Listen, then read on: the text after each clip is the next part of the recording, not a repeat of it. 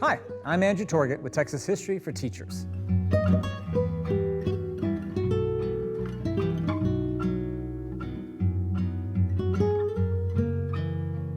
Now, when most people think of the Texas Revolution, they usually think about the Alamo or the final victory at San Jacinto, and that's about it. I think that's because we know today how it all turned out, and so it sometimes feels kind of inevitable that the Texans would somehow win the war in 1836 and leave Mexico. But I'm here to tell you that it did not feel inevitable to anyone at the time. In fact, if you were to go back to 1836, pretty much no one would have bet on the Texans winning that war except maybe the Texans themselves. I mean, they were fighting against what looked like pretty impossible odds, and they spent nearly as much time squabbling with each other as they did fighting against Santa Anna. When you look closely at it, it seems like almost a miracle that the Texans won the revolution. And most people today just don't understand how everything was on the line in that war. So let's set the scene for you so that you can understand.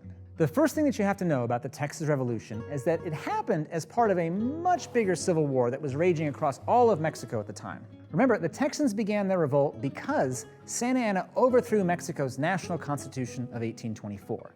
And because it was the national constitution, that meant Santa Anna's actions didn't just affect Texas, they affected all of Mexico. You see, when Santa Anna threw out the Constitution, he did that with a group of Mexicans known as centralists, who wanted to centralize, which means concentrate, power in the hands of just a few leaders in Mexico City, which was the capital of Mexico. When they did that, though, the centralists took away power from all the states around Mexico, which included Texas and Coahuila.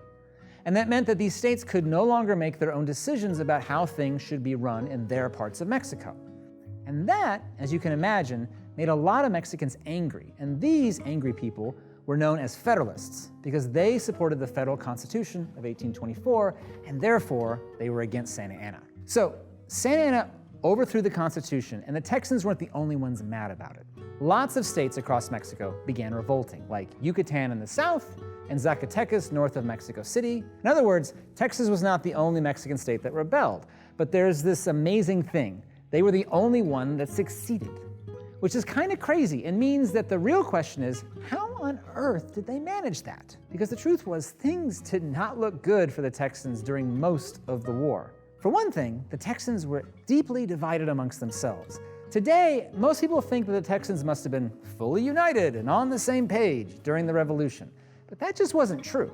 Some Texans, for example, didn't want to go to war at all, and they were known as the Peace Party. And they were usually American colonists who had been in Texas for a long time, which meant they had families and farms that they didn't want to put at risk. Other Texans were part of a group called the War Party, which, as you might expect, was pushing for a fight. Now, this group was made up mostly by American settlers who had only recently arrived in Texas, and these were often single men without families who had a lot less to lose and possibly much more to gain from a war.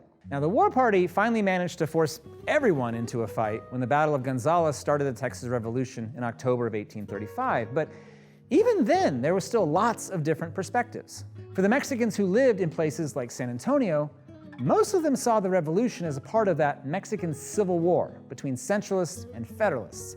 And so Mexicans in Texas who joined the fight against Santa Anna were usually trying to restore Mexico's national constitution and not trying to separate Texas from Mexico.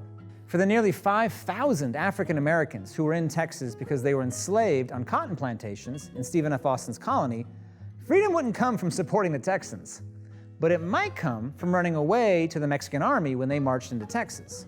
And for the many tribes of American Indians living in different parts of Texas, such as the Comanches out on the plains, this looked like a fight that they should probably just stay out of and then wait to see who wound up as the victor. So, when Santa Anna marched his army into Texas in early 1836, things did not look very promising for the Texans, who remained divided and could not agree whether they were fighting to restore the Constitution and remain part of Mexico, or if they were now fighting for independence. Another major problem was that these Texans did not have a big or impressive army. What they had, instead, were a lot of volunteers, but these were just angry farmers without uniforms or training or even many weapons.